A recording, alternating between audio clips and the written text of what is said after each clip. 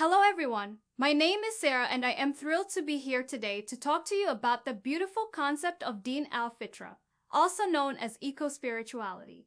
This idea goes far beyond just understanding the connection between nature, spirituality, and humanity. It's about recognizing the divine covenant of kingship, where God is the truster and we are the trustees, with all living creatures as the beneficiaries. This covenant is reflected in the law of trust, which guides our relationship with the environment in conjunction with the universal laws that govern the universe. And of course, all of this is deeply rooted in the teachings of the Qur'an. Here on this presentation, we will explore the relationship between eco-spirituality, the law of trust, universal laws, and the teachings of the Qur'an. I'm excited to delve deeper into this topic with all of you and to discover the beauty and wisdom that it holds. I'm here to talk to you about the first concept of divine kingship and natural justice. This idea is deeply rooted in the teachings of Judaism, Christianity, and Islam.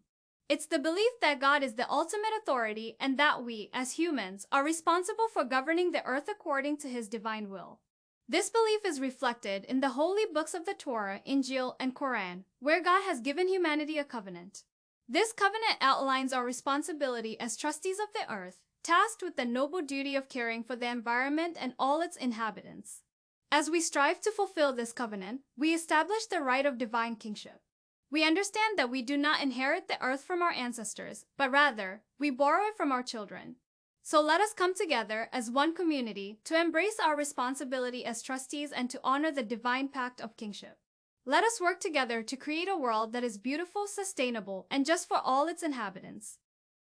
As we explore the concept of trust law, we must also consider the various schools of jurisprudence that have shaped our understanding of the law. The natural law school of jurisprudence emphasizes the inherent connection between humans and the environment and our responsibility to care for it. This approach recognizes that there are certain universal principles that guide our relationship with nature, and that the law should be based on these principles rather than on human authority alone. However, there are other schools of jurisprudence that approach the law differently. The analytical school emphasizes logical and systematic analysis of legal principles, while the historical or sociological school focuses on the historical and social context of the law. The law and economic school, meanwhile, emphasizes the economic consequences of legal decisions. Each of these schools has its own unique perspective on the law, but it is important to recognize that the natural law school's emphasis on the inherent rights of nature and the divine covenant of kingship is an essential part of trust law. As we continue to explore the relationship between eco-spirituality, the law of trust, universal laws, and the teachings of the Qur'an, we must keep in mind the importance of natural law and its role in guiding our interactions with the environment. Finally, we will be discussing the principle of sacred economics, particularly the gift economy.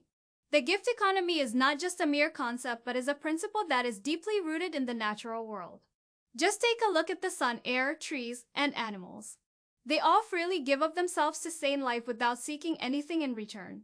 This selfless giving is an embodiment of the universal laws of divine oneness, law of vibration, law of attraction, law of action, law of correspondence, law of attraction, law of cause and effect, law of perpetual transmutation of energy, and many more.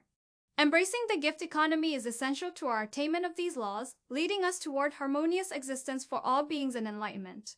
The Qur'an teaches us that everything in the universe is a gift from God and that we should be grateful for these blessings.